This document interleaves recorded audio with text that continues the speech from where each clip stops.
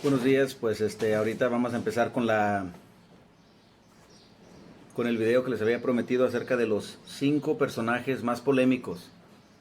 Obviamente hay más, pudiéramos hablar de Mejía, de Miramón, de Santa Ana, ¿verdad? Pero estos son 5 en los cuales yo me quiero enfocar ahorita. No es porque tengan más importancia, no, simplemente es para crear un orden, ¿verdad? Incluso después me gustaría hacer más videos acerca de estos otros personajes en la historia.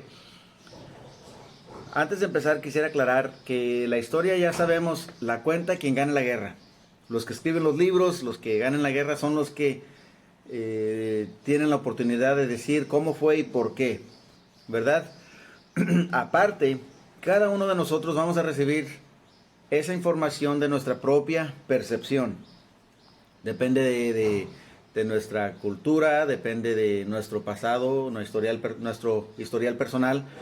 Vamos a ver a una persona como un villano o como un héroe, ¿verdad? Así es que estos 5 personajes quiero que por este momento, si ustedes ya tienen una idea de ellos, quiero que borren esas ideas y escuchen esta información. Ya ustedes deciden si están de acuerdo o no. Aquí no vamos a entrar en quién fue malo y quién fue bueno. Simplemente quiero poner lo que se sabe, lo más probablemente fue verdad, lo bueno así como lo malo, ¿verdad? Vamos a empezar primero con Maximiliano, el emperador Maximiliano, eh, la persona que se dijo emperador, ¿verdad? A mucha gente le ofende que se le llame a él emperador de México.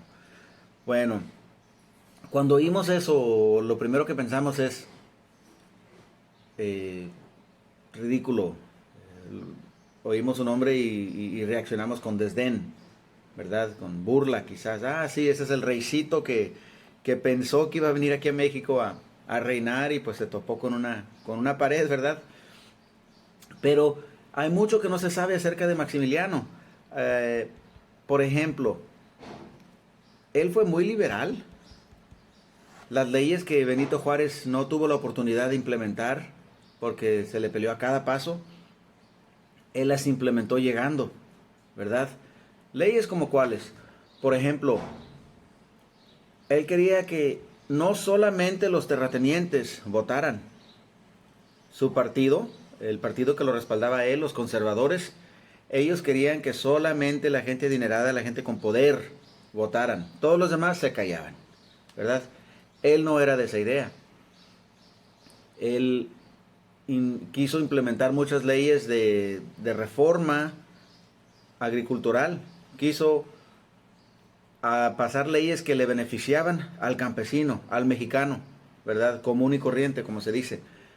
Imagínense ustedes el horror de los conservadores al enterarse de que de tanto príncipe Borbón, príncipe Habsburgo, que pudieran haber envían al más liberal de todos, ¿verdad?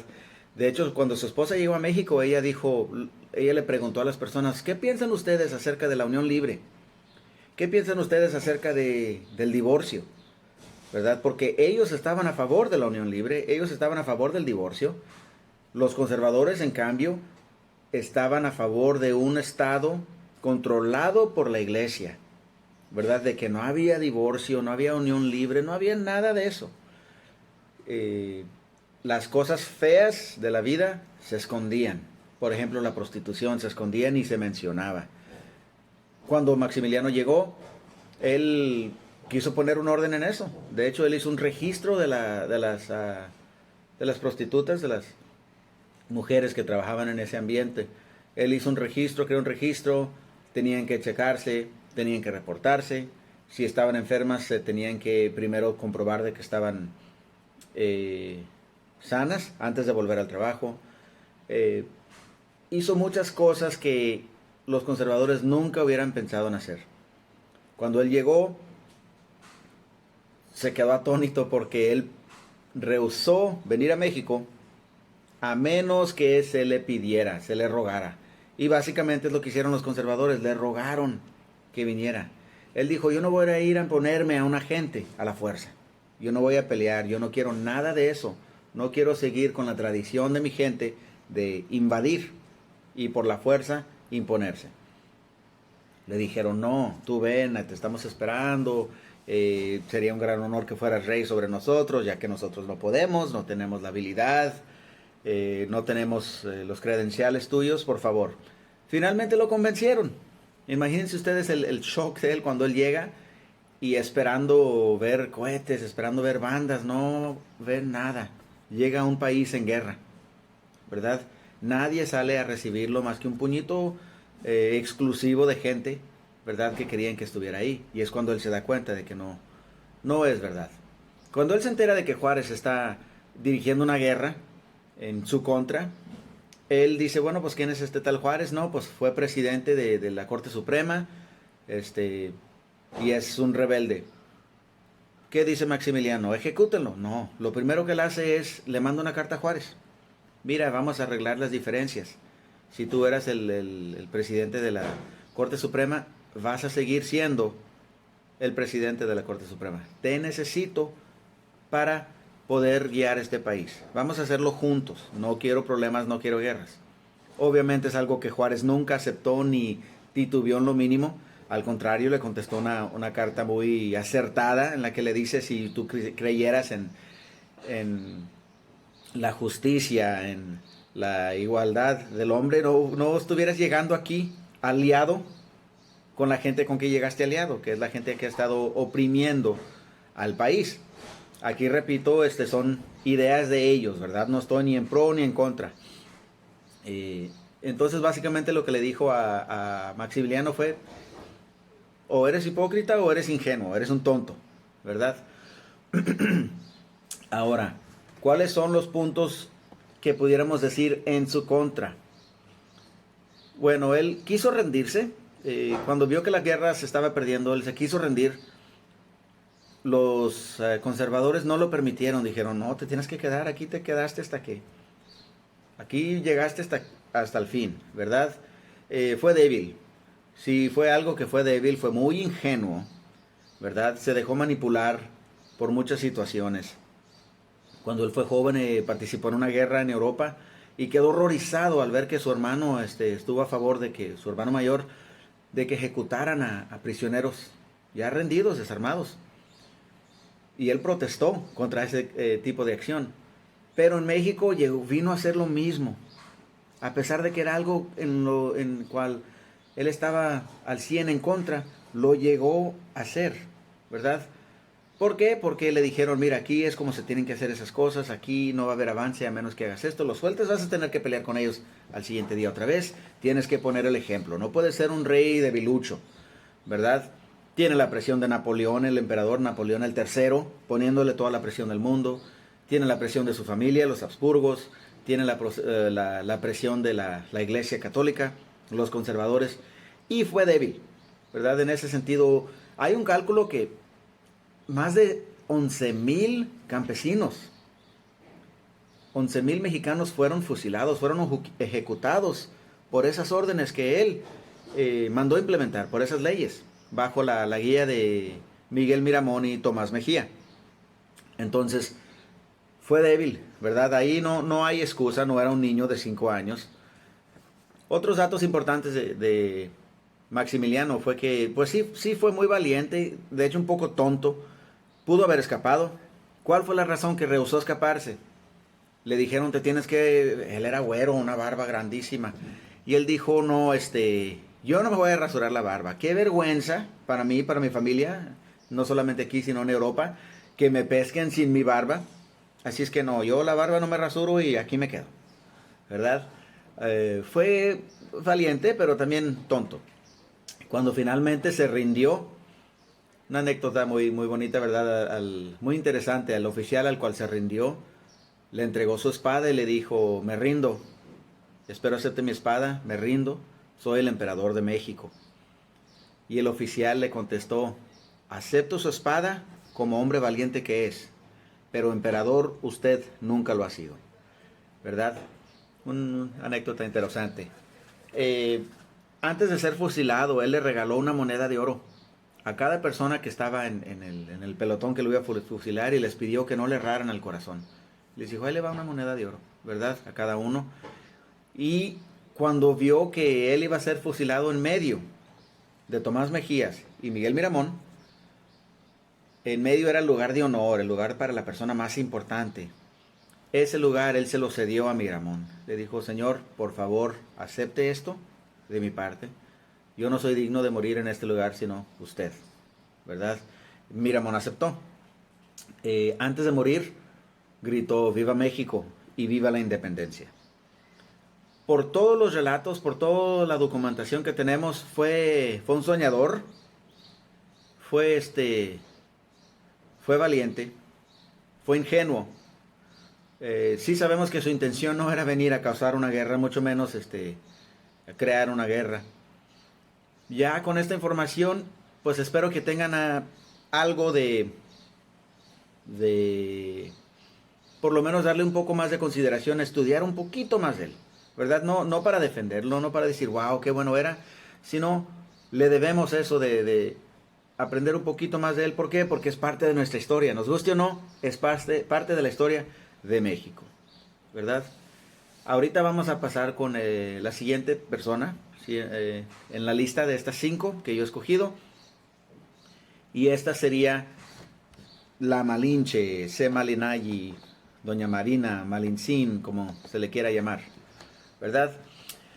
La Malinche hasta la fecha, pues es un nombre que causa mucha polémica, ¿verdad? Si se le dice a alguien Malinche, malinchista, pues es casi garantizado que va a haber bronca, ¿verdad? Van a volar los guantes allí.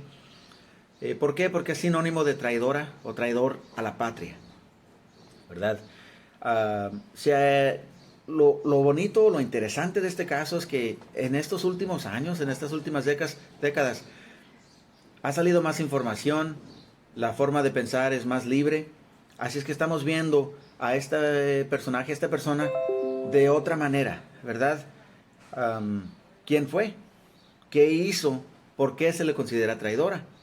¿Verdad? Aquí vamos a ver unos puntos muy interesantes. Hay muchos rumores acerca de ellas. Unos dicen que fue una simple esclava, prostituta. Otros dicen que que su padre fue un hombre poderoso que cayó en un desfavor del Imperio Azteca, fue ejecutado y ella y su familia fueron vendidos. La realidad es que en realidad no sabemos. Se le dice, como ya se dijo, Malinche, Semalenay, Malitzin, Doña Marina. Um, y la realidad es que no sabemos cuál fue el nombre original de ella, no sabemos por qué se le llama a cada uno de esos nombres. Todo el mundo dice, bueno, es que Cortés le decían Sin, el señor de Malinche. Alguien más dice, no, es que Semalinayi significa que nació en este día del calendario azteca. Cada quien tiene una versión y cada quien asegura que la versión de ellos es la correcta. Lo que sí sabemos al 100 es que no sabemos, ¿verdad? ¿Por qué? Ahora, lo que sí se sabe de ella también es que sí fue una esclava, sexual, indudablemente. Debió haber sido una joven muy bella. ¿Por qué? Recordemos que los aztecas, la tribu, los indígenas que la tenían, acababan de ser derrotados por los españoles, ¿verdad? Si un ejército invade y derrota al ejército local, para quedar bien con ellos, no se les van a dar a las mujeres más feas, lo que uno consideraría feas, ¿verdad? O las cosas más, poquito oro, no, le van a dar lo mejor que tienen, ¿verdad? Para quedar bien con estos invasores. Entonces, ella fue una entre 20 que se les dieron. Indudablemente todas eran hermosas, todas eran jóvenes, para apaciguarlos, para calmarlos. Cortés, por feo que suene, se la dio a un hombre de él. Y bueno, cásate con esta. Pero resulta que ella habla, como ya sabemos la historia, no voy a entrar en mucho detalle, ella habla náhuatl, habla maya, y ella sirve como un intérprete, ¿verdad? Con la ayuda de Aguilar para Cortés.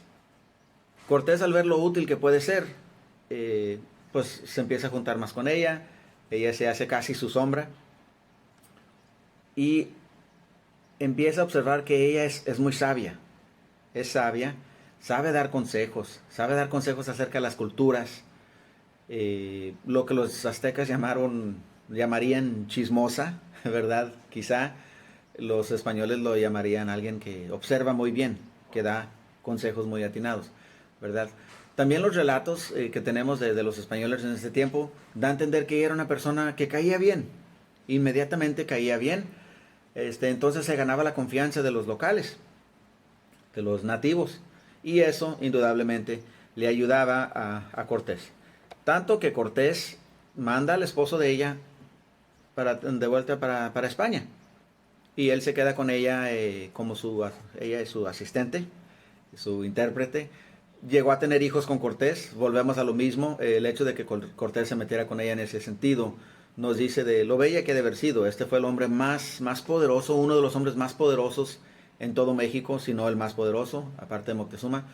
Eh, entonces, ahí habla de que él pudo haber tenido una mil, indudablemente sí las tuvo, pero el hecho de que también estuvo con esta joven nos dice que pues, su belleza también era admirable, ¿verdad? ¿Por qué se le critica a Malinche? Porque se le acusa de que ella fue la responsable de la masacre en Cholula. Cholula era una ciudad sagrada, eran aliados de los aztecas, y cuando llegaron las versiones mexicas, aztecas, dicen que ella mintió y dijo que los cholultecas iban a atacar a Cortés y a sus hombres cuando estos estuvieran desprevenidos. Cortés tenía dos opciones: huir o atacar, y él optó por atacar, ¿verdad? Las versiones de los españoles dicen que ella escuchó de que iban a atacar y le advirtió a Cortés: ¿sabes qué? Te van a atacar. Ahora, eso es lo que se sabe por la gran mayoría de las personas que están enteradas de esta situación. También hay otras cosas que no se saben. Los cholultecas eran una gente muy violenta, igual como todos los demás, los españoles, las demás tribus, todas esas tribus en ese tiempo, todos esos pueblos. Y Cortés les había enviado un embajador, se pudiera decir, ¿verdad? De Tlaxcalteca, que era enemigo acérrimo de los cholultecas. Y ellos no lo recibieron bien, sino que lo desollaron vivo. Lo asesinaron y enviaron para atrás el cuerpo, los restos del cuerpo, a Cortés, ¿verdad? Y a sus aliados. Uno. Dos, no solamente fue Malinche, también fueron los tlaxcaltecas los que le decían a Cortés: ¿sabes qué? Vemos muchas actividades raras, están actuando muy raro, vemos que están modificando las calles de una forma que no estaba modificada cuando al principio llegamos. Esto va a afectar tu caballería, indudablemente. Hubo rumores de que había un ejército de la crema de la crema, 20,000 soldados guerreros aztecas que estaban esperando atacar a Cortés cuando él saliera de Cholula. En fin, no fue solamente Malinche, ¿verdad? No fue solamente ella la que decidió. Y al final de cuentas el que tomó la decisión de atacar fue Cortés, ¿verdad? Se le dice que es la madre del mestizaje. No, la madre del mestizaje fue la esposa de Gonzalo Guerrero. Igual les investigo, les invito a que investiguen su historia. Una historia fascinante, ¿verdad? Más original y más bella que el Danzando con Lobos, ¿verdad? The Dancing with Wolves. Esta es la versión mexicana y original. No fue la madre del mestizaje, ¿verdad? De los mestizos. Dos, los cálculos dicen que ella tenía aproximadamente 15 a 17 años. Por eso le digo la joven. Yo no le digo esta mujer, porque era una niña. Una niña que a sus 15, 17 años había perdido a su familia de una manera quizá horrorosa. Había sido esclavizada sexualmente, abusada, quién sabe de qué, cuántas formas, por diferentes tribus, no hombres, tribus. Después de eso se la regalan a un ejército invasor que nunca se había visto antes. Todos los relatos mesoamericanos concuerdan de que los españoles no se bañaban, eran muy sucios, aterrorizaban los perros que ellos tenían. Ahora imagínense, se la regalan a ellos: lo que hagan contigo ya es asunto tuyo. Y ella tomó decisiones que eran las mejores para ella. Con lo poco que sabemos de ella, ¿le debía alguna lealtad al imperio mexica? Bueno, pues eso ya se los dejo a ustedes, ¿verdad? Lo que sí sabemos es que tomó decisiones que más le convenían a ella. Yo por eso no la puedo culpar. Ahora sí, como, como dijo el, Peña Nieto, ¿verdad? Ustedes, ¿qué hubieran hecho? ¿Verdad? Bueno, a causa del tiempo voy a detener este video aquí. Voy a hacer un segundo video hablando de los otros tres, que sería Porfirio Díaz, Benito Juárez y Francisco Villa. Espero lo puedan ver también. Las opiniones que ustedes tengan, pues adelante las pueden escribir. Y muchas gracias por su tiempo. Espero les haya gustado. Gracias.